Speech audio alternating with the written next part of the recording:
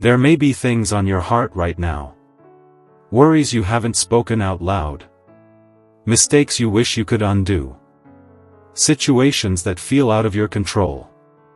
You don't have to carry them alone. Bring them here, into this prayer. Not perfectly.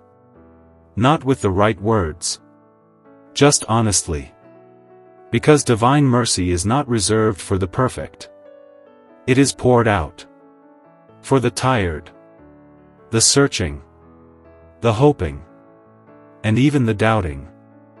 Jesus sees you. Completely. Every hidden thought. Every silent struggle. Every moment of weakness. And still. His response is mercy. Not rejection. Not distance. Mercy. A mercy that does not run out. A mercy that does not hesitate. A mercy that meets you exactly where you are. So as we begin this chaplet today, allow your heart to open, even just a little. You don't need to feel perfect faith. Even a small whisper of trust is enough to begin. Let us now place ourselves fully in the presence of God. In the name of the Father, and of the Son, and of the Holy Spirit. Amen. Feel the stillness deepen. Feel the moment become sacred. You expired, Jesus, but the source of life gushed forth for souls. And the ocean of mercy opened up for the whole world. O fountain of life, unfathomable divine mercy. Envelop the whole world and empty yourself out upon us. O blood and water, which gushed forth from the heart of Jesus. As a fountain of mercy for us. I trust in you. O blood and water, which gushed forth from the heart of Jesus. As a fountain of mercy for us. I trust in you. O blood and water, which gushed forth from the heart of Jesus. As a fountain of mercy for us. I trust in you. Let those final words rest in your heart. I trust in you. Say it again silently. Not just with your lips, but with your soul. Even if your trust feels weak today. Even if doubt is present. Offer it anyway. Because trust is not about perfection. It is about turning toward Him. Again and again. Now, we unite with believers across the world. Different places. Different lives. But one prayer. One shared hope. One divine mercy. Our Father. Our Father, who art in heaven. Hallowed be thy name. Thy kingdom come. Thy will be done on earth as it is in heaven. Give us this day our daily bread. And forgive us our trespasses, as we forgive those who trespass against us. And lead us not into temptation, but deliver us from evil. Amen. Let those final words rest in your heart. I trust in you. Say it again silently. Not just with your lips, but with your soul. Even if your trust feels weak today. Even if doubt is present. Offer it anyway. Because trust is not about perfection. It is about turning toward Him. Again and again. Now, we unite with believers across the world. Different places. Different lives. But one prayer. One shared hope. One divine mercy. Our Father. Our Father, who art in heaven. Hallowed be thy name. Thy kingdom come. Thy will be done on earth as it is in heaven. Give us this day our daily bread. And forgive us our trespasses, as we forgive those who trespass against us. And lead us not into temptation, but deliver us from evil. Amen. Hail Mary, full of grace, the Lord is with thee. Blessed art thou among women. And blessed is the fruit of thy womb, Jesus. Holy Mary, Mother of God. Pray for us sinners. Now and at the hour of our death. Amen. I believe in God, the Father Almighty, creator of heaven and earth, and in Jesus Christ, his only Son, our Lord, who was conceived by the Holy Spirit, born of the Virgin Mary, suffered under Pontius Pilate, was crucified, died, and was buried. He descended into hell. On the third day he rose again from the dead. He ascended into heaven. As we move forward in this chaplet, we step into something even more profound.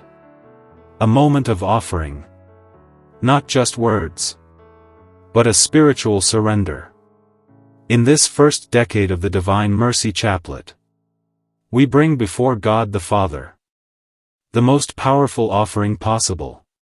The body, the blood, the soul, and the divinity of his dearly beloved Son, Jesus Christ. This is not symbolic alone. This is the very heart of mercy. A radiant heavenly altar surrounded by soft golden light, peaceful glowing atmosphere, symbolic sacred presence, cinematic and ultra-realistic. Before we begin, take a moment to think of someone. It could be yourself, a loved one, someone struggling, or even someone you find difficult to forgive. Bring them into this prayer, because divine mercy is meant to be shared.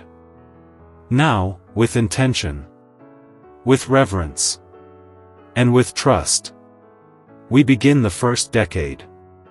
On the first large bead, Eternal Father, I offer you the body and blood, soul and divinity of your dearly beloved Son, our Lord Jesus Christ, in atonement for our sins and those of the whole world.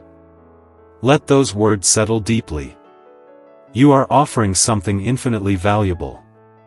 Not your strength, not your perfection, but Jesus himself. And through him, you are reaching the heart of the Father.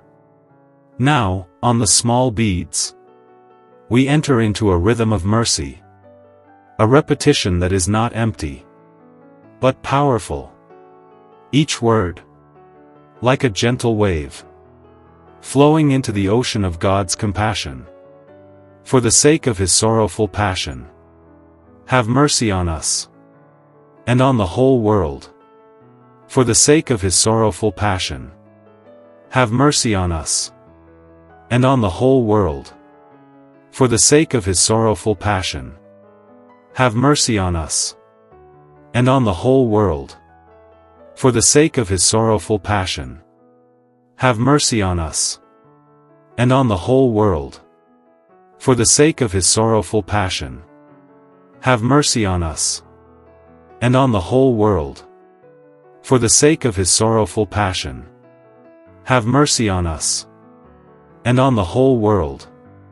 For the sake of his sorrowful passion, have mercy on us, and on the whole world. For the sake of his sorrowful passion, have mercy on us, and on the whole world.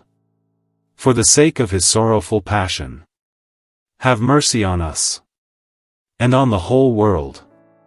For the sake of his sorrowful passion, have mercy on us, and on the whole world. As you repeat this prayer, for the sake of his sorrowful passion, think of what Jesus endured. Not with fear, but with gratitude. His sacrifice was not meaningless. It was love in its deepest form. Have mercy on us. This is personal. You are asking for mercy, not because you have everything together, but because you trust in his compassion, and on the whole world. Now your prayer expands beyond your life, beyond your circle, reaching people you will never meet, souls in need of grace, hearts searching for hope. For the sake of his sorrowful passion, have mercy on us, and on the whole world. For the sake of his sorrowful passion, have mercy on us, and on the whole world. For the sake of his sorrowful passion, have mercy on us, and on the whole world. For the sake of his sorrowful passion, have mercy on us, and on the whole world. For the sake of his sorrowful passion, have mercy on us, and on the whole world. For the sake of his sorrowful passion, have mercy on us, and on the whole world. For the sake of his sorrowful passion, have mercy on us, and on the whole world. For the sake of his sorrowful passion, have mercy on us, and on the whole world. For the sake of his sorrowful passion, have mercy on us, and on the whole world. For the sake of his sorrowful passion, have mercy on us, and on the whole world. Stay in this moment for a second. Notice how the repetition has slowed your thoughts. Notice how your heart feels a little more grounded. This is the quiet power of prayer.